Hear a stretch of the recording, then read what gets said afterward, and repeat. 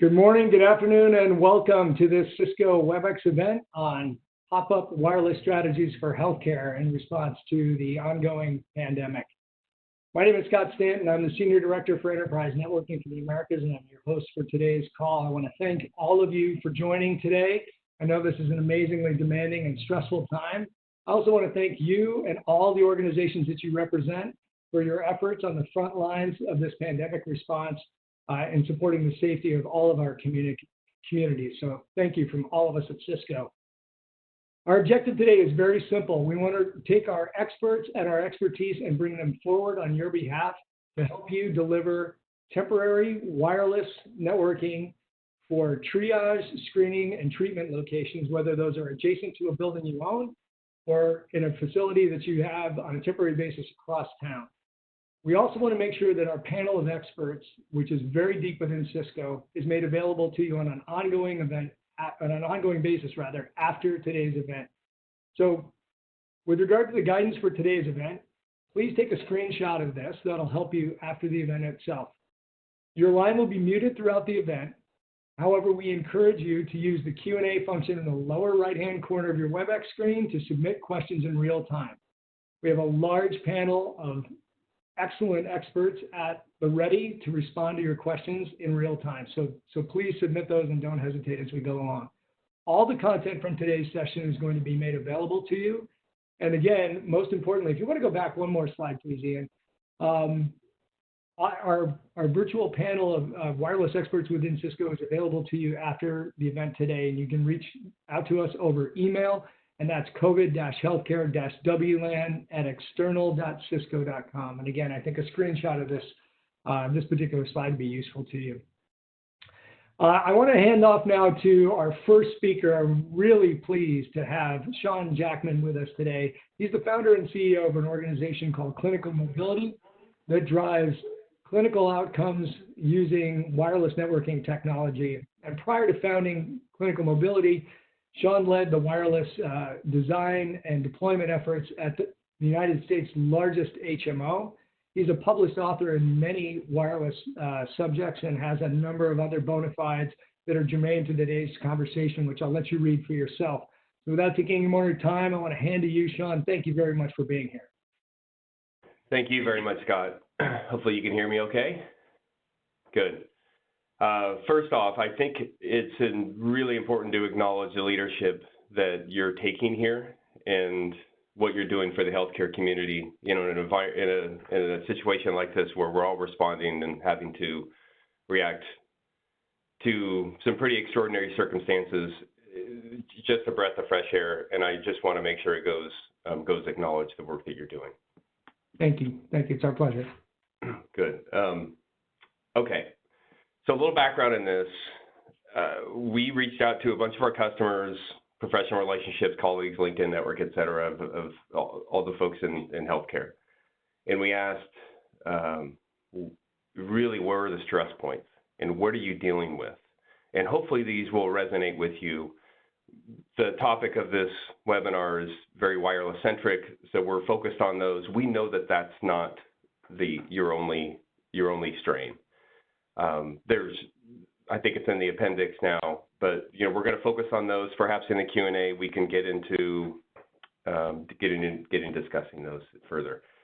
I've got a lot of content to cover really quickly, so I'm probably going to talk a little fast. So my apologies if that's the case. But I want to highlight 5 areas, and we can go ahead and go to the next slide. First one is expanding the RF footprint. You know, wireless only goes so far. You know, we're talking about putting in triage tents outside EDs. As patients are coming in, EDs are full, right? Or you may want to evaluate them before they come into the ED, or people that maybe don't have the virus, right? It's a way to help protect the folks that don't have it. So we're responding. We're putting technology out there. We're needing to admit them to, maybe look at temperature, access the EMR. So we need PCs out there, some ways to access it. We also have communication devices. There's clinicians that are coming, to and from those areas. They need to have communication back to the ED. A couple of biomed devices may not all need to be Wi-Fi enabled, but there's always exceptions. But it's important to understand when we're building these things up, it's not like we're running full high-def video in these situations. We need reliable access with low latency. I would expect VoIP in those areas. There's always exceptions, but this is by far one of the bigger areas where we're trying to pop up these areas in different ways. And later in this webinar, we're going to be talking about methods to do that. The other one is expansion into off-site facilities. The CDC talked about the healthcare capacity curve and flattening that out. Well, anytime we go above that line, and that's not at the macro level, that's at the regional level as well, the hospitals may need to expand in off-site facilities. So we are very likely going to be faced, and perhaps we're in the early side of this, where we might be called to expand out, take over a hotel, if you will, to make that a quarantine facility or whatnot. We're probably not going to run a bunch of wire everywhere, right? So wireless is going to be key in these facilities. And I'm seeing some notes on audio. Is my audio okay? Your audio is fine. Okay, thank you. What was the last point? I'm sorry, go back just one slide. Okay, yeah, temporary pop-ups, perhaps using less reliable backhaul, such as cellular. Okay, go to the next slide. So if you see what I'm trying to do, I'm trying to build a little context why we're doing some of these things in healthcare, because I see a healthcare IT, we get really wrapped up in the technology, and it's so darn important to take a step back and to understand the clinical use cases and the requirements that we have to engineer to. Okay, so the device onboarding, again, sorry, I'm going a little fast. Ventilators, you hear this all over the news. A lot of them have serial ports, and they're going into a device. I don't want to use the vendor's names, but they're aggregating it and sending it over Wi-Fi. So we may not have a whole bunch of ventilators, using Wi-Fi, but unless it's packaged with with the other technology to make it happen. But absolutely, we're seeing a surge in communication devices. I have seen photos sent to me of pallets of gear, of new phones that are about ready to be deployed, and you name your smartphone vendor, right? They're a whole bunch of influx of new devices. Using guest Wi-Fi. This is a spirited topic even amongst this panel of folks here.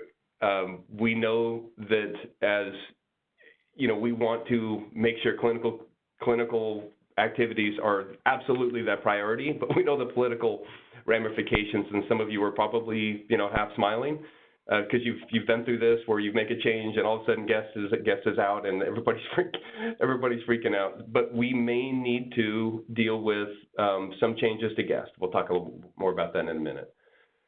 If you're bringing on devices, consider managing them and maybe an NDM because it provides visibility.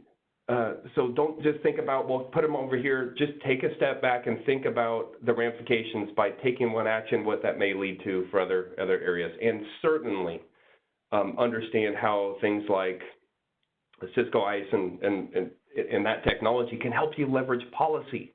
New devices, do not forget about security. Leverage the policies you have in ISE. Okay, thank you. Next slide.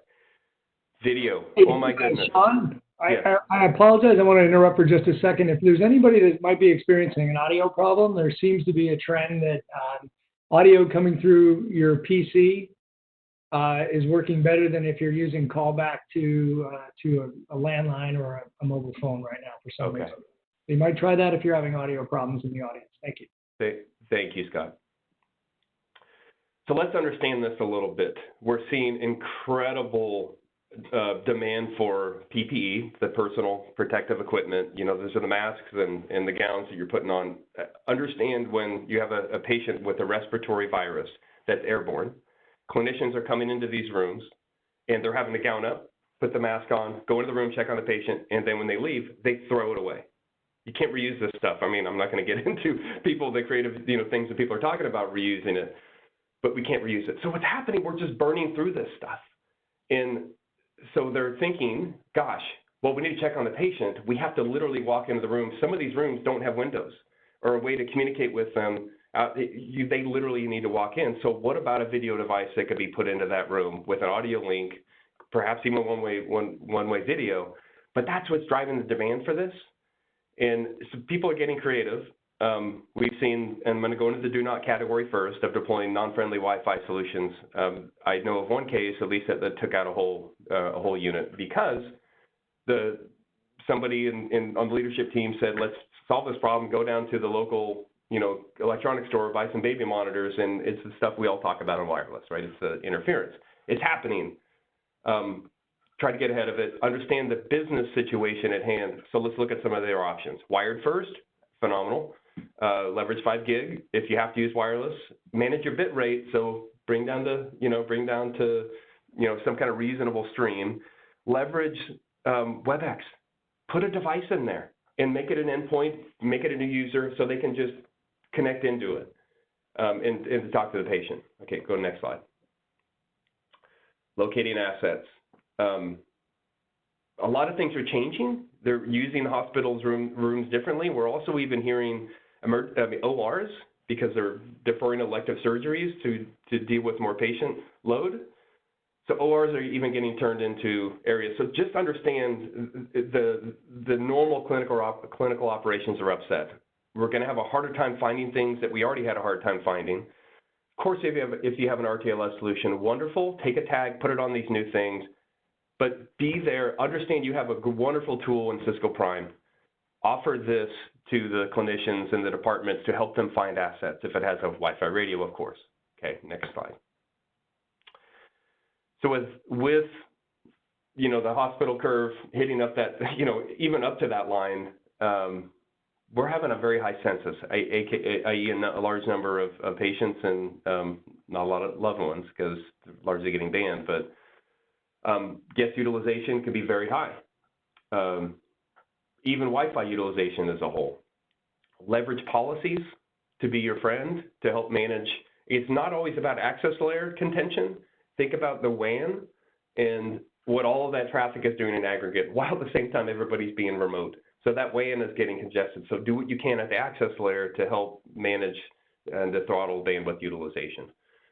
That you can employ guest user bandwidth limits, protect 5 gig, maybe put them on 2.4 if you have a problem. I know that that's not a popular thing, and I know some people have this is an area of spirited conversation. And an unpopular worst case is use AP groups to pull guests off certain radios. And the goal here, and I would encourage clinical operations first, make sure the clinicians are productive. Then start entertaining, what you can do to make the experience better. I think that's all I have for content. Yep. Thank you, Shawn. Wonderful. Thank you. So, just to sum up the kind of tagline here, I think really what we're kind of saying is I need to extend wired and/or wireless connectivity to places that I never expected or, quite frankly, planned for. And can I use what I have? And when I took a step back and thought about that statement and making the most out of what you already have, what immediately came to my mind was a bunch of creative engineers during Apollo 13 that used what they had to solve an absolutely mission-critical problem, a life safety problem, with the buildup of CO2 on board the lunar module. And I think that's kind of analogous to the approach we're going to take here in the rest of the talk about what have we got in the toolkit. So let's look at our options, right? And this is kind of laid out in order of distance away from your existing building. We're going to talk about indoor to outdoor signal bleed, wireless mesh, pros and cons, where you might want to use that, point-to-point bridging options, rapid deployment of WLAN solutions, whether that be autonomous, a Meraki, Mobility Express, some cellular-based backhaul options that were mentioned. So I put this together in a bit of a picture here to help illustrate kind of where this all fits in. And so we'll start on the left and the bottom. And we're talking about, the signal bleed from existing infrastructure inside of buildings. Typically that 100-foot or less kind of bubble around buildings. Then the wireless mesh concepts. Maybe we're doing single hop mesh. Maybe there's a multiple hop mesh thing if necessary. The dish is in there for point to point. We've got a stand-up location that is maybe just sitting there with some basic Wi-Fi connectivity to interconnect some devices. And of course, you're hearing about these mobile type of pods and things like that. So that's all the stuff that is going on. We're going to try and address today. Some guiding principles here in the remainder of the talk. This is not going to be a how-to or config reference in this session. We just don't have the time to get into that kind of depth. What this is meant to be is the tips and tricks to get you going. And the kind of things that, especially if you're not a wireless person day to day and you've been thrown into this, you may not be aware of options that are existing that you already have.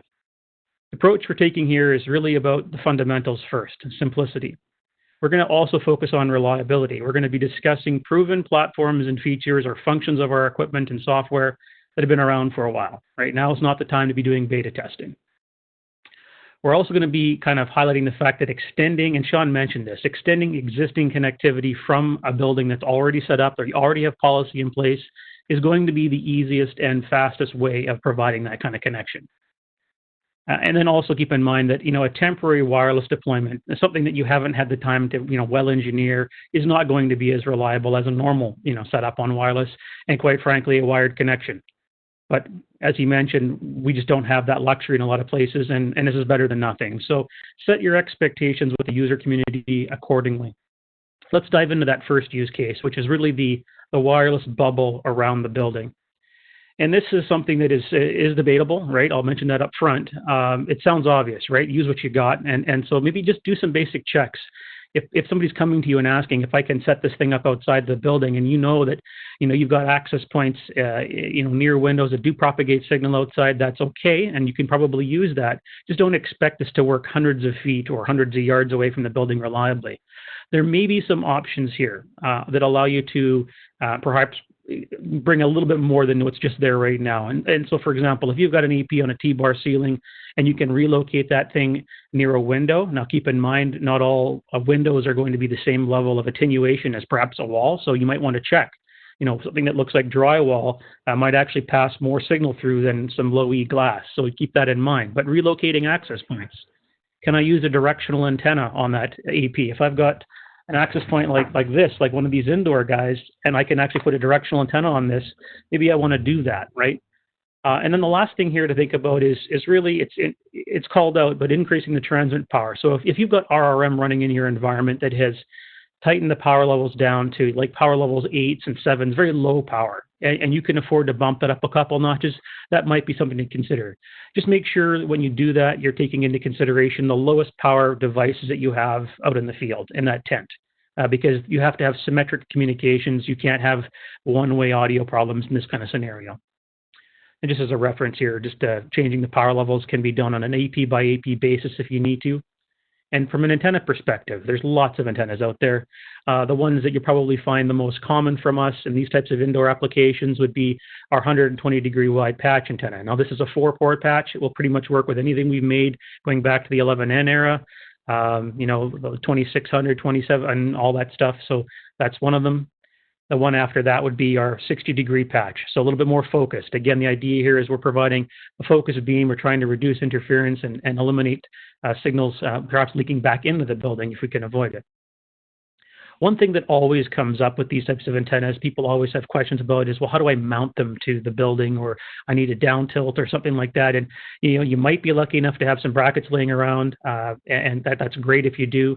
But just get creative, right? So, if maybe you've got some facilities guys and some sheet metal.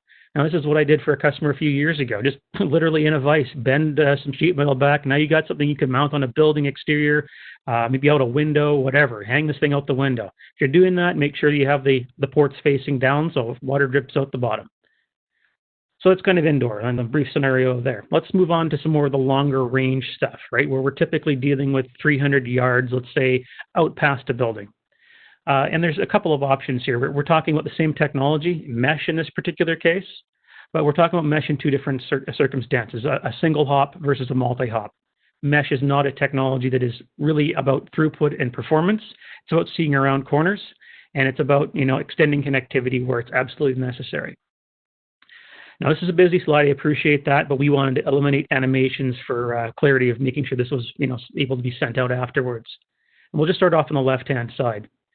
In mesh, we have two kind of technologies or two roles that APs operate in. So we have root AP, wrap, that is on top of the building or wherever it might be, that is connected physically to the wired infrastructure in your site. And then we have the concept of a mesh access point. And this is the same AP. It's just a different software knob we turn in the controller that allows the EP to actually become a child of the network. And when it's a child or a map, it can actually repeat service, act like a repeater, if you will, and do that on 2.4 gigs by default. And it has the ability to provide connectivity on its Ethernet port to a switch, right? So if I have to have some devices that are plugged in out there. Furthermore, it can rebroadcast, as I was mentioning, to another map. So if you need to kind of get around a corner, let's say you just don't have direct line of sight to where this thing's set up, but if you go through one other node, you could get there. Well, that's something you could consider. So this is kind of mesh at a high level. One thing to note about mesh is that mesh has been around for a long time. It's actually about 15 years now we've had mesh in our code. So this is a tried and true feature and function, and I would suggest that if you can, you want to be running 8.0 or higher, and certainly any of the TAC recommended maintenance releases would be our suggestion. And it's important to note for an AP to start operating as a mesh AP, in other words, doing this repeating and Ethernet bridging capability, it needs to be set up in bridge mode or in flex plus bridge mode. Local mode APs, which is probably what you've got inside the building or have used today, are not going to allow this repeating and Ethernet bridging capability. You need to change that knob in the controller. Also, just to note that just about any iOS AP, so iOS being the operating system on the access point, can operate in bridge mode. So this goes all the way back to kind of the 11N era of gear, and some even 11G if you go back far enough. You can mix and match indoor and outdoor if you're really stuck. It's a good practice, though. Outdoor APs typically support a smaller subset of channels, and you'd want to try and use that outdoor AP on a rooftop or the high point because it's going to have a reduced set of channels to use, and you wouldn't want the inverse scenario. More recently, our APCO, was there a question there? Yeah, Ian, I was just wanted to add in here, there's, we talked about this a bit in our prep, but, mesh is complicated. Mm-hmm. And those of you who haven't done this before, Ian has some other options in here as well. So just put that into context that I would caution against doing this your first time and put it into production. You had a great comment earlier in the presentation of, we should keep it simple. So I just hope that added some value. Okay. Absolutely agree. And I have some stuff on point-to-point coming up for those of you thinking about that. So our more recent APs, like our APCOS APs, is anything that's Wave 2, so 2800s, 3800s, 48s, 1562s, all that stuff, they can do mesh. We technically introduced that feature in 8.8, and I'm calling this out because, again, it's a newish feature. 8.10 is our recommended code for this. So that is our most current version of code. Just be aware of that. Also important to understand that our current shipping 11AX product does not support mesh right now. So just be aware that you can't look to using that for these types of use cases. So just pictures worth 1,000 words. What does this look like in reality? This is a picture I snapped actually from one of my customers a while ago. And what we have on the roof of this building here is a root AP. It's actually a 1562i. It's integrated antennas. And it's talking actually a few hundred yards away across the street to a mesh access point that is actually a different product altogether. It's a 1572. And you'll note on that 1572 that we have a directional backhaul antenna here. So that's the backhaul link is directional and focused, again, to reduce interference. And in this particular application, this access point has an omnidirectional client antenna. And it's actually here you can see powered via the AC cable. So that's something to be aware of. Not too long ago, I went out and took a look at what some of our local hospitals are doing. And this is actually a new build. This is kind of forward thinking. So this particular build of this hospital, it required outdoor connectivity using outdoor rated APs on the parking lots. Good thoughts here, because these APs can now be used to provide connectivity, just basic, really excellent outdoor Wi-Fi, but they could also be turned into just via software change into mesh mode if necessary. You need to really extend that beyond the range. One thing when you're thinking about setting up wireless mesh or any kind of like point-to-point on a rooftop or something like that is pathway, cable drops. So I don't have any spare cables. What do I do? Well, yeah, I can always open the window and run a cable up outside the building, I guess. But maybe we could sacrifice. If I've got a plethora of CCTV on the rooftop, maybe I could reuse one of those drops. And in certain circumstances, you could actually use an AP like the 1572 that has an Ethernet output port and actually hang that camera off of the AP if the power requirements allow. We do PoE out, and in some cases you might be able to do that. So just an option you may not have considered. Furthermore, when it comes to mounting equipment outdoors and rooftops and whatnot, right now, obviously, we just don't have the time to be engineering things and bolting stuff up to structure and welding and all that's just not reality. So what's commonly used is non-penetrating roof mounts. And so you'll find these on rooftops currently probably being used for like satellite television receivers and things like this. So maybe we could use, and they're often held down with bricks, something you can get at any kind of home renovation store. Yeah, whatever you think you have to weigh it down with, double it. Double it. Right? Exactly. Yeah, absolutely. Wind is brutal. Wind is brutal. So another thing to think about when you're kind of casing the scene here and understanding, outdoor deployments, whether this be point-to-point bridging or mesh, it's the same, is really the kind of things that are in the way or could get in the way. So you got high points, that's great. But what about if something comes in between the building and that tent, or you're trying to shoot through foliage? You do not want to be going through trees and things like that. That's going to eat up all the signal. So just be aware of that. Also kind of cruise the perimeter and understand what do you got for power, right? So a lot of people will think, I can use these street lights. If it's in the evening, the light's on, there must be power here, but that's not always the case. Oftentimes these are going to be switched. In my kind of looking around at one of our hospitals here locally, I was able to find a light standard that actually had a 120 volt convenience outlet that was active during the middle of the day. Bonus. So now you've got something you can mount a map to, tie it off with some rope or whatever you need, and you got power. That's awesome. If you don't have power and you're looking at options here, maybe you have to use a generator, as you see in this picture here. Just be a note that we've got kind of a bit of a Swiss Army knife here in some of our products. The 1572, it's been around for a while. That has a wide-ranging AC input, so I can run this thing from 100 volts all up to 277 volts, and that has actually, in some cases, the lighting voltage you'll see outside. You can run it off of an inverter, off of a vehicle if you absolutely needed to, or out of an ambulance, because I often have an inverter in an ambulance. DC power natively supported in that platform, right? So if I've got a 12-volt power supply, I can run jumper cables, onto a battery terminal. Hey, I got the AP running. This is how we do solar applications with this product. PoE, of course, that's a given. So the PoE injector for the 1572 been around for a long time. It's the same injector we used back in the 1552. 1562 and 1542, the other variants, we do PoE or DC. Just so you're aware, that's only on the 1562 for the DC in. And of course, the indoor APs, like you're probably familiar, the older APs all had the DC barrel connector on them, so you could actually power the AP up directly with DC power if you have an adapter.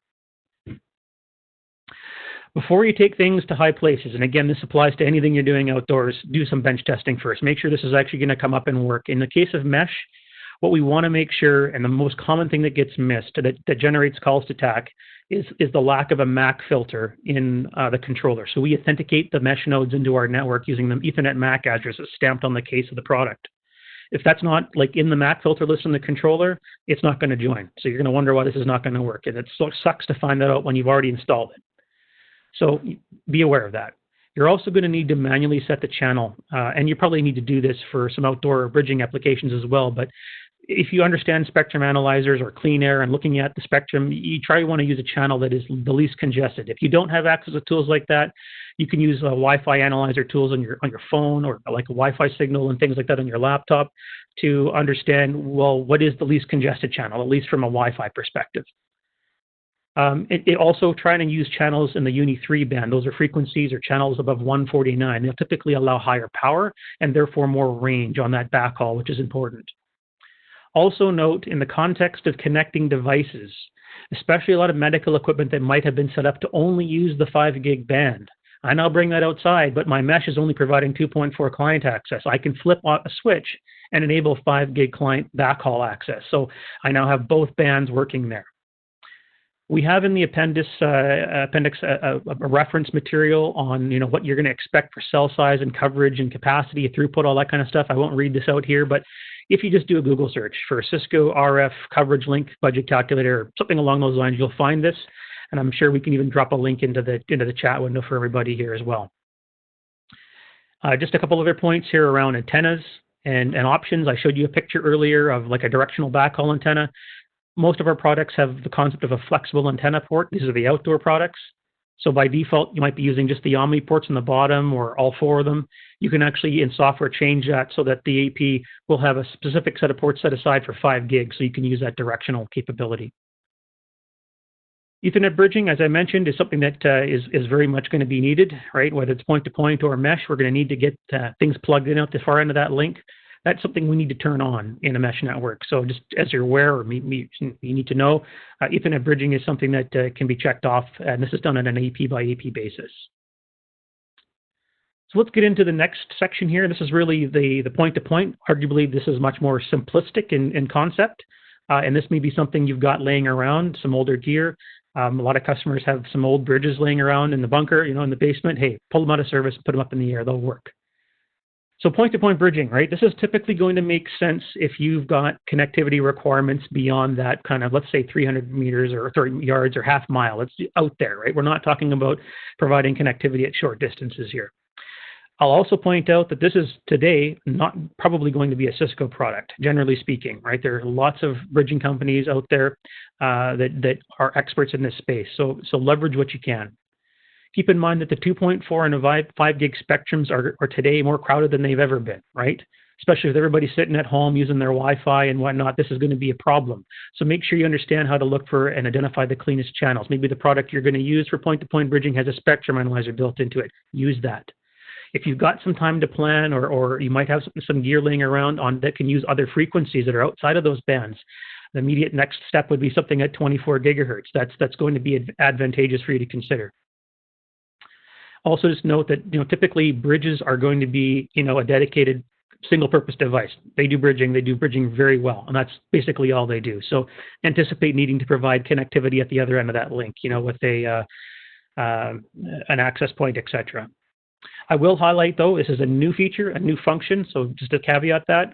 In 8.10, we did allow for Mobility Express point-to-point mesh, right? So and mesh in general. So we can do a point-to-point bridge in Mobility Express. This is something that obviously doesn't require you to touch your existing controllers or change code. You don't need a license to go do this, so this might be something you could consider as well. If you're a Meraki customer and have Meraki kit around, this is an amazing feature of their kit, is that this is totally automated. So, the concept of a wireless mesh, if you have no gateway, will automatically happen. And so you can hide things behind that access point and they'll tunnel back through to a gateway AP, right? So another option for you. And as far as the other end of that link, the one that's not on the rooftop, the one that's out at the tent, you get creative here. This doesn't have to be fancy. If you got an old camera tripod and some sandbags or something, you can weight things down, make it work. You could run it off a generator, as you've seen here.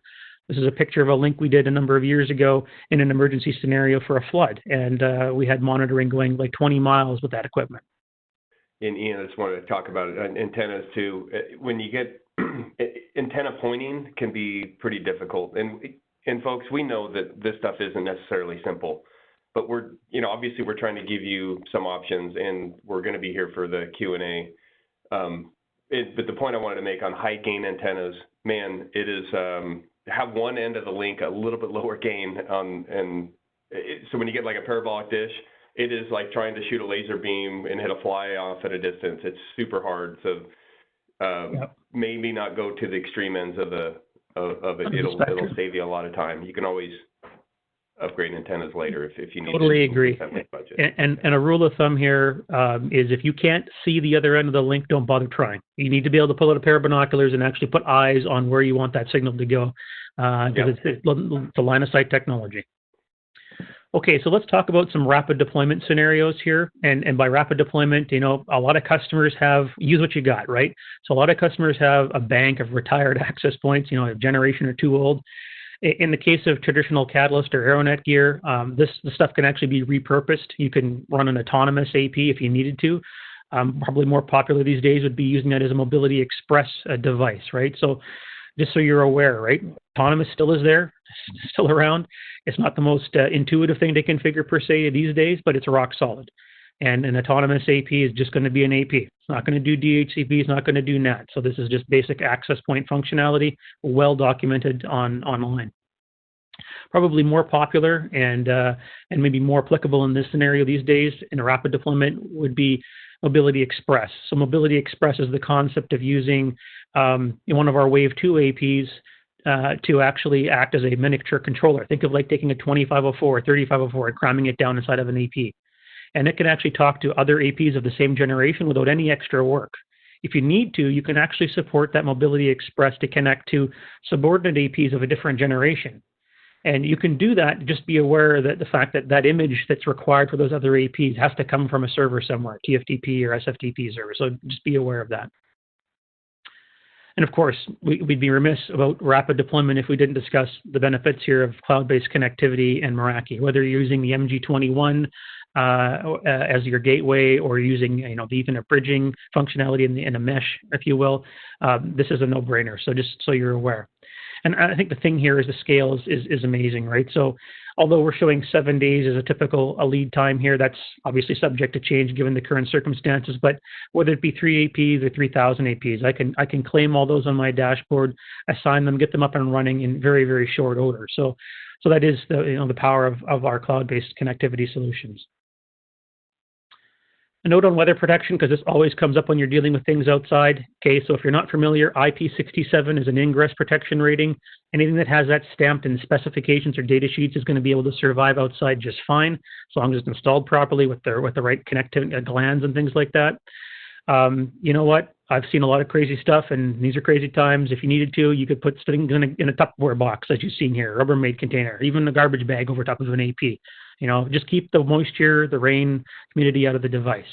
If you go down to the local, home renovation supply, you'll find NEMA enclosures like you see electrical contractors using. They're plastic. That's what you want to use. You just don't want to be nothing with metal on it. Obviously, that's hopefully self-evident.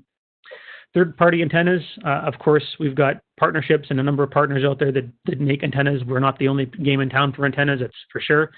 So Ventev, depending on how things are stocking and distribution, if you might even have some kit around, these are all options. The same with enclosures and whatnot. So just be aware of options outside of Cisco when it comes to antenna selection. I want to bring up something here. There's a theme from the group that, as you pulled me into it, you made something powerfully clear to me, that you are trying to help customers no matter what technology they have.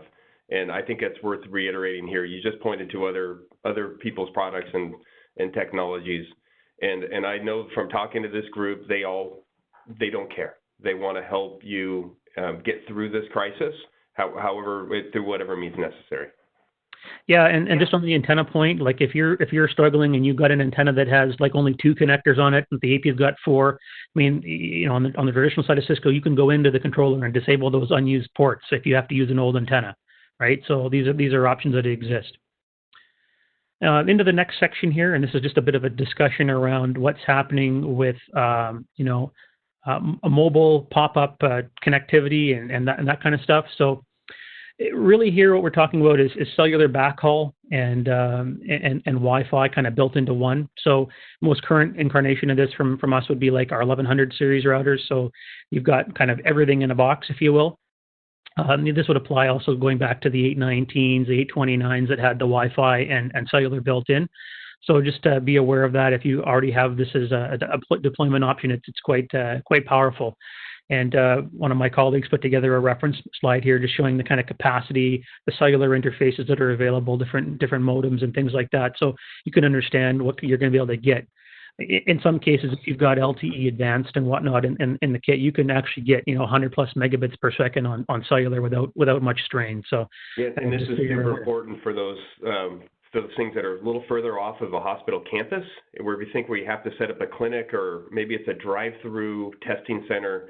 This is an outstanding option where you've got cellular built in, and then you can provide access layer radios, or you leverage the built-in too.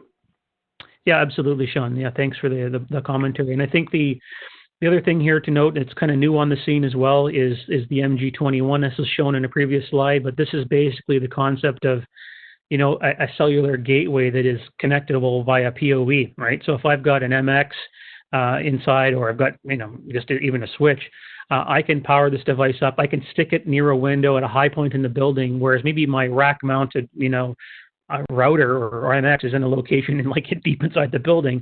Now I can get this thing outside or near outside where I've got better link budget, better performance, or maybe I'm in a scenario here where I'm using this in a tent, right? I mean, it kind of, your mileage may vary.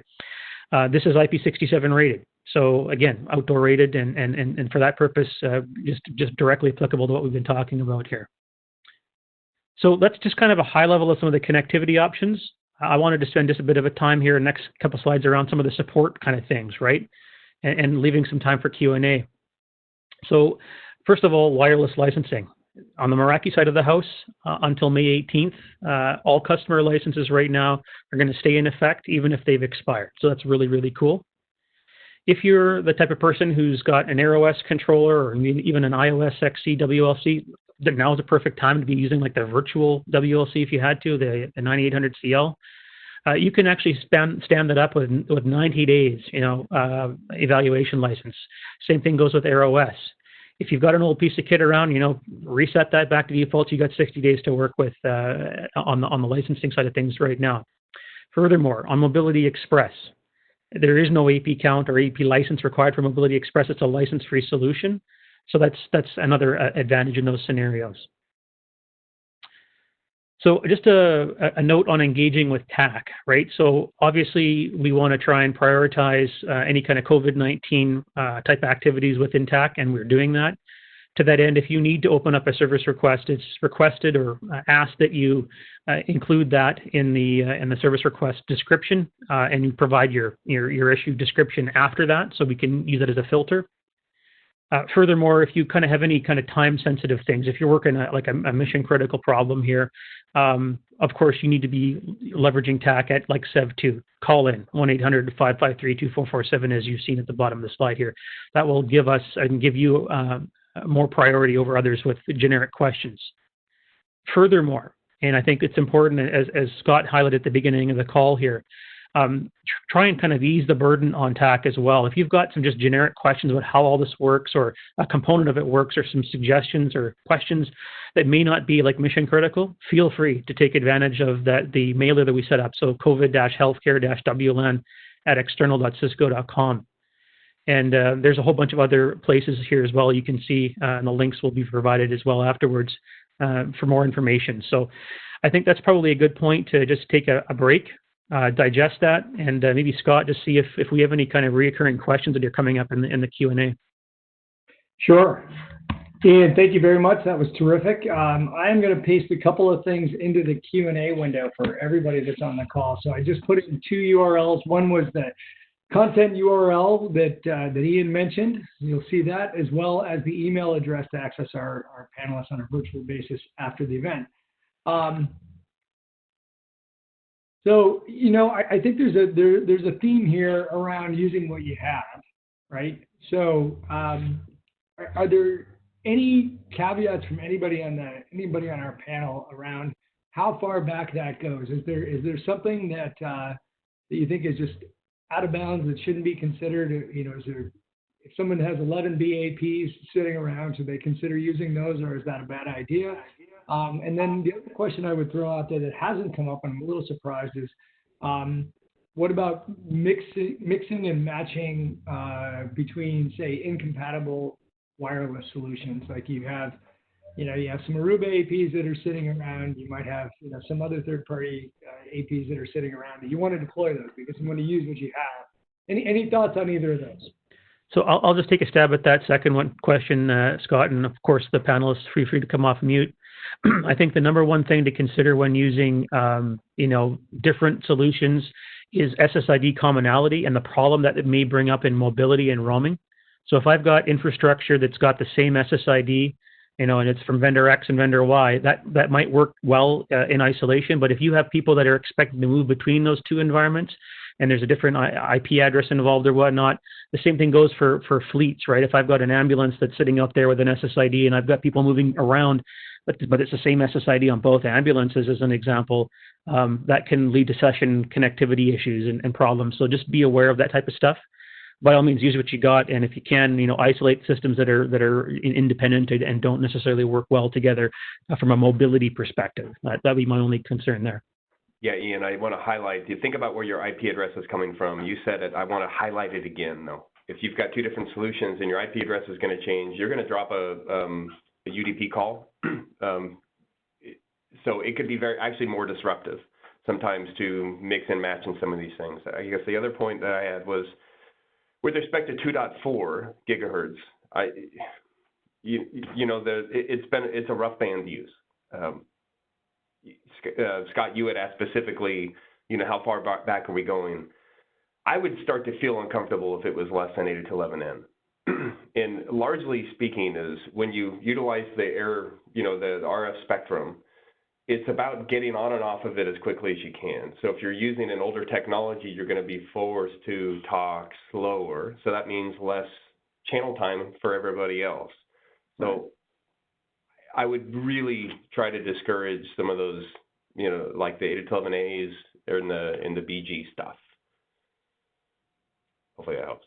Thank you, Shawn. So a related question that just came up in the Q&A was, if someone's deploying end-of-life equipment, should they have any concerns with regard to security? If they have end-of-life equipment on hand and they want or need to use that, would there be a concern there? I think that's a fair comment. Of course, vulnerabilities and things that aren't getting patched in older versions of code. We have a few folks on the line here from TAC as well, and let them feel free to comment on that. But I think that's just a business risk decision at this point in time, Scott, right? I mean, it's work with what you got. Yeah. Yeah, that's sort of what I would say as well. I mean, pre-shared key, you don't necessarily have to do 802.1x if you're just trying to set up something temporarily. Just use a fairly complex pre-shared key, and you should be okay. These are not going to be long-term installations per se. So for the risk-reward, it's probably going to be fine using the old equipment. And I do want to add that there's been a public acknowledgement from the government, and I don't have the link. We should get that for the next session and provide it later. But everybody knows that hospitals are going to have to kind of be dynamic and solution things to deal with this changing demand. So the HIPAA, constraints where, maybe lawsuits would be what happened. In a normal set of circumstances are more relaxed right now. And, we have to focus on providing care. I'm not using that as an excuse, and none of us should, but it can't hold us back from doing the right thing. We have to have the lens of making sure that what we're doing is being helpful and making the clinicians' jobs easier. So I'll just leave it at that. Yeah, as the saying goes, don't let perfect be the enemy of good. Well said.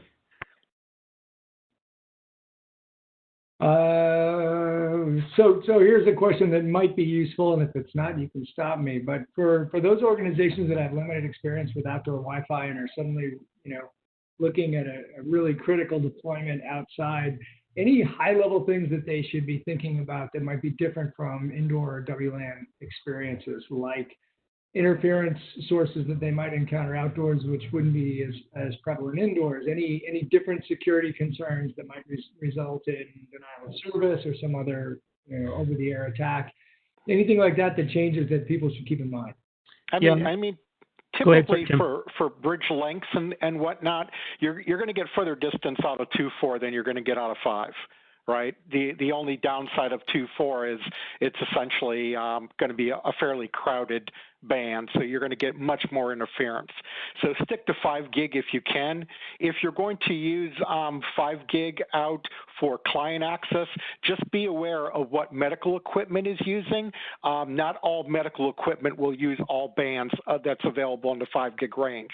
So you have to know sort of what your clients are capable of using when enabling 5 gig out there. On the 2.4 side, you're pretty much in the U.S. You're stuck with 1, 6, and 11 per se as non-overlapping bands.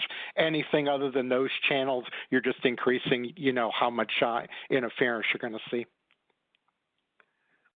Yeah, thanks, Tim. And specifically, some of those channels in the 5 gig bands are going to be your DFS channels, the channels 100 and to 140 and extended Uni 2, and some of the lower end bands there as well. So I've seen this time and time again where some of the the scanners and things like that are out there just don't support them. So don't set up infrastructure on a channel your clients can't tune into. Another good call out is lightning protection, especially for, I guess, more of the southern areas of the country. We typically have antennas that connect right to the AP, in which case we don't mandate it. But if you've got a coax cable going from the AP to an external antenna, then we do generally recommend a lightning arrestor. And it's not going to protect you from a direct lightning hit, of course, but it will, shunt some of the static electricity and, drive it into ground. So it's another detail to consider for outdoor deployments that you might not normally be used to. Yeah, absolutely. Yeah. And the same thing would go with just using, the proper grounding techniques. If you've got some 6-gauge wire laying around that you can, use to ground the AP, and the lugs and things we provide in the package that comes with the AP is meant for that, right? And make sure your antenna connections are all very, very tight. It's amazing how those loosen up over time and water gets in it and basically destroys the transmission capability. So make sure they're very tight. The other thing I would just mention as far as co-locating things, right? So, you may show there being no rogue APs on the channel or other Wi-Fi equipment, but that doesn't necessarily mean that rooftop is not congested with other sources of interference that may be operating that are, other, let's say, microwave links and things like that. So when you're up looking for a spot to put something, just consider what's around you, right? And understand that, you setting up this Wi-Fi might be also impacting, some other critical piece of equipment beside you or vice versa. So, trying to maintain separation between Wi-Fi equipment and other things, that's just general guidelines and best practice.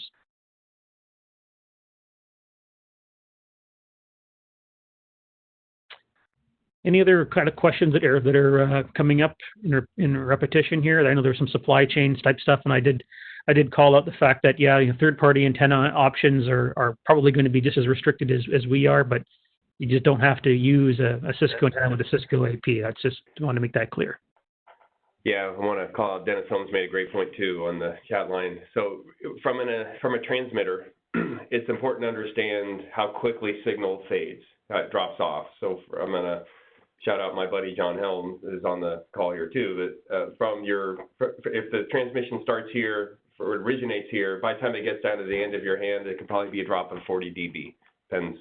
So keep some distance between, if you're putting another wireless link next to another one, keep a good amount of distance. I prefer in the neighborhood of around 10 feet or so, but just use good distancing and be smart about channel selection. Realize it's not just the primary channel you're on. You have what's called adjacent channel, which, there's only a certain amount of loss by the time you get to the edge of the channel you're operating at, but you can spill over and interfere with other adjacent systems if they're co-located too tightly.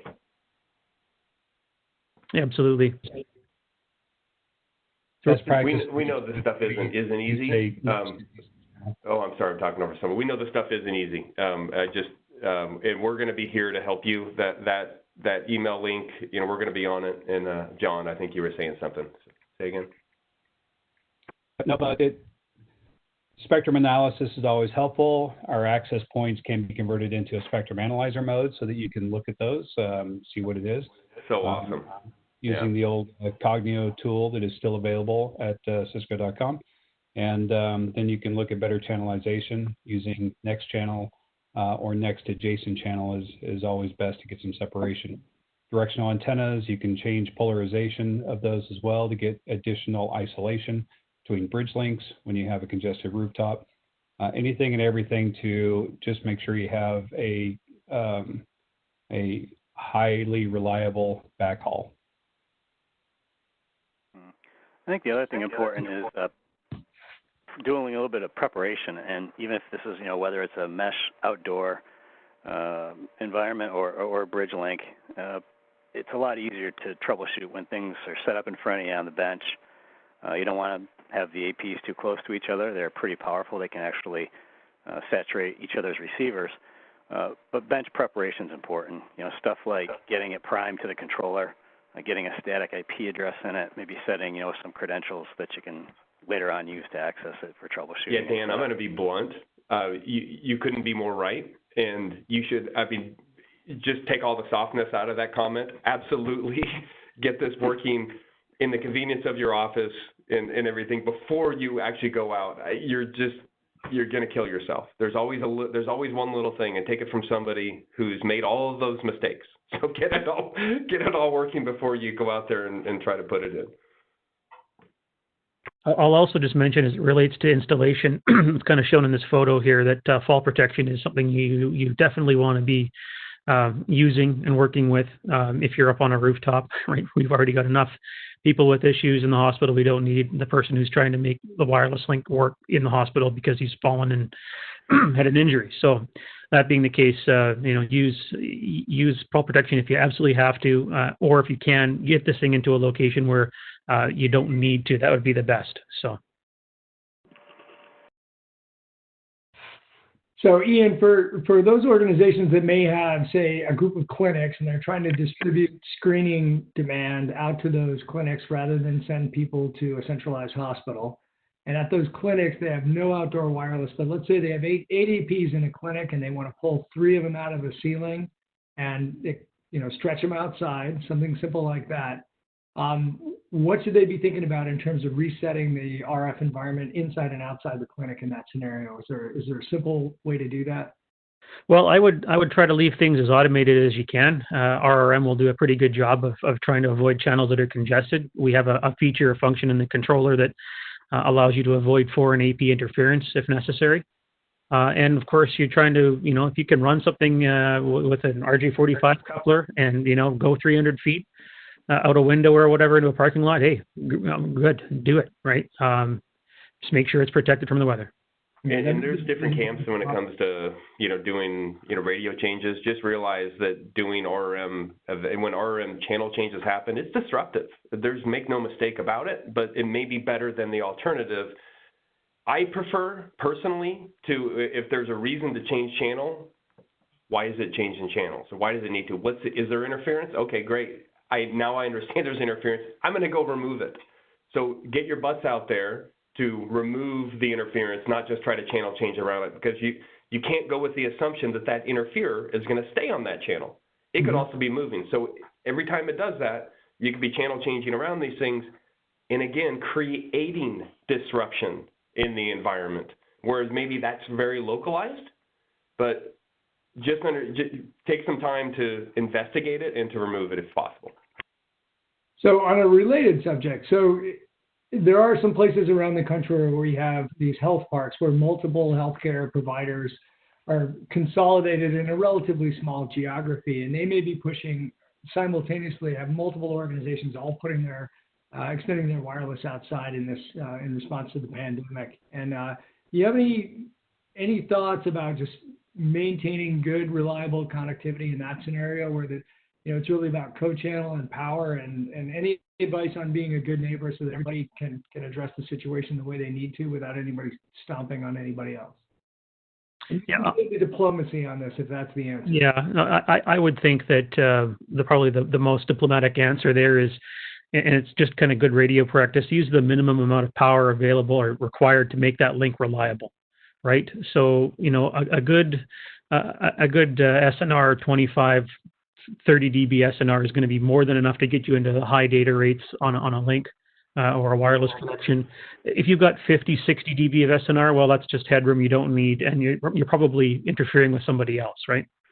So think about what happens when you use a directional antenna. You're focusing your energy, your transmission in a specific direction, but think about the other end of it. That same antenna is also the ear.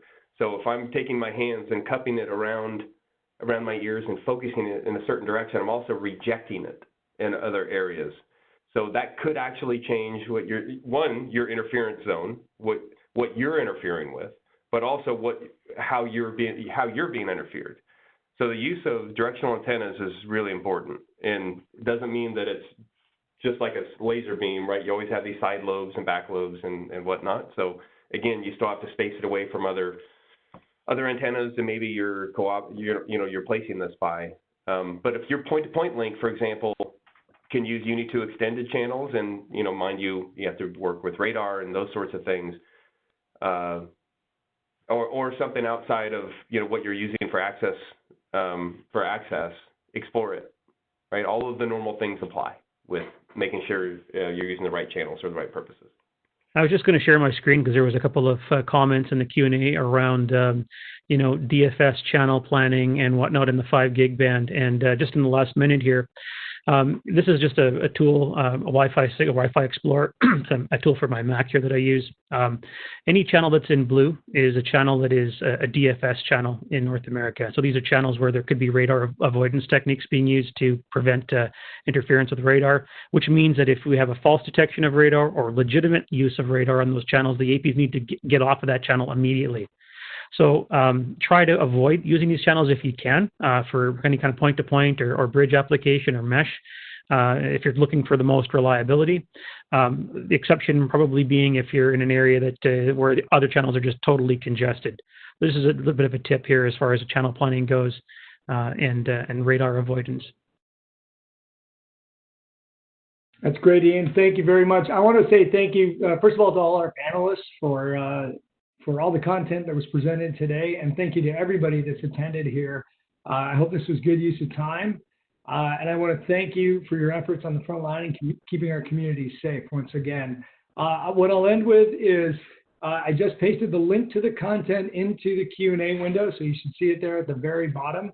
And again, please reach out to our team of experts as you start deploying your temporary wireless deployments and you're looking for support and advice and help. So that URL, or excuse me, that email address again is covid-healthcare-wlan@external.cisco.com. And please utilize this where we can help you. And please don't be shy about that. Thank you, everybody, for your attendance, and be safe out there.